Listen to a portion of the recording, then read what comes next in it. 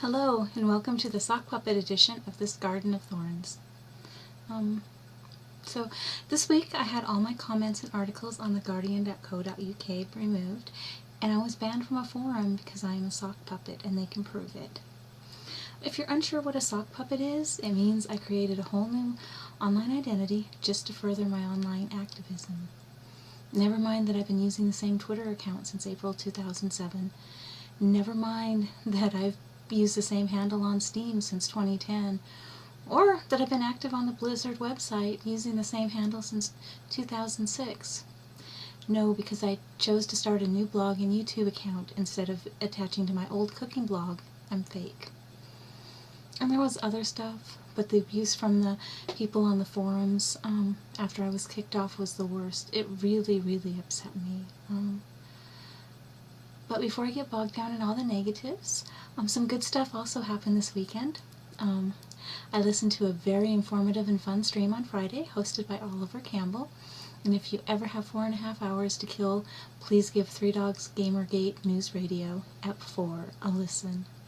While I was listening to the stream, I was able to get my rogue in WoW up to level 86, which may not seem like a big deal, but believe me, it's huge. My rogue was the first toon I ever created when I got my own account, when I wasn't sharing an account with my husband. So she was the first toon I created on my own account back in Vanilla WoW in 2005, and only now have I gotten her up to level 86. So I'm averaging a little over 9 levels a year on her, and quite honestly it's because I hate playing rogues. I hate the sneaking around. I said I wanted to do lots of damage, and my friends convinced me to make a Night Elf rogue, and I hated it. So I made a warrior, Spec Fury, and never looked back. And Specking Fury in Vanilla made me very unpopular. So seriously, if I can survive freezing to Spec Prot in Vanilla and BC, then I can survive anything the anti-Gamergates want to throw at me, because raiders can be vicious about specs. Also on the negative side this week, Valleywag editor Sam Biddle became Twitter famous for tweets that seemed to advocate bullying during National Bullying Prevention Month. Tweets such as, my favorite, "Ultimately, Gamergate is reaffirming what we've known to be true for decades. Nerds should be constantly shamed and degraded into submission." And okay, he did apologize. But then Deadspin editor Tommy Craig's replied to a memo from Jim Romanesco with this gem. And I'm quoting now. "But the memo and the apology over what amounted to a few half-assed jokes of the kind my site specializes in seemed to cross some sort of editorial Rubicon. I don't think he believed a word of what you wrote, and I'm certain that Biddle didn't believe a word of his apology.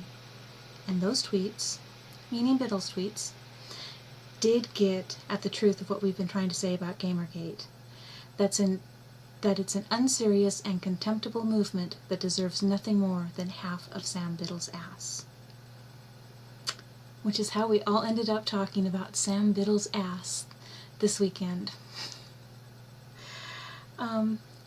This weekend also brought us Tweet Like Not Your Shield, and wow, I've never seen such a collection of racist hate speech in my life. I can't even begin to explain how much some of the tweets upset me.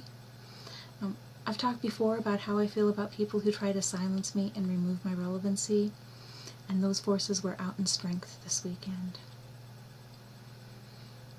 But Gamergate and Not Your Shield did have a champion in Liz, who participated in a pro versus anti interview and showed herself to be an articulate, gracious member of Gamergate.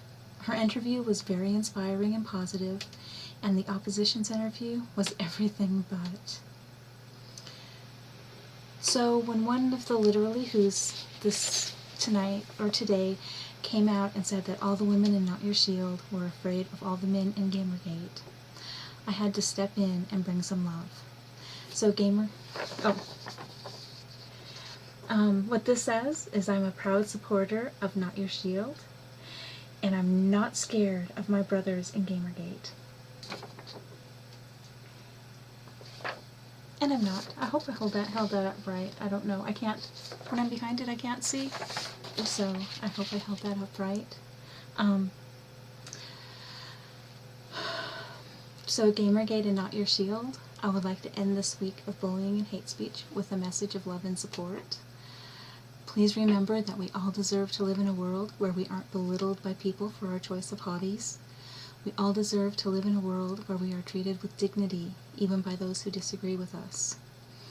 We all deserve to have a gaming press, gaming bloggers, and gaming journalists who are ethical and treat us, their readers, their customers, with respect.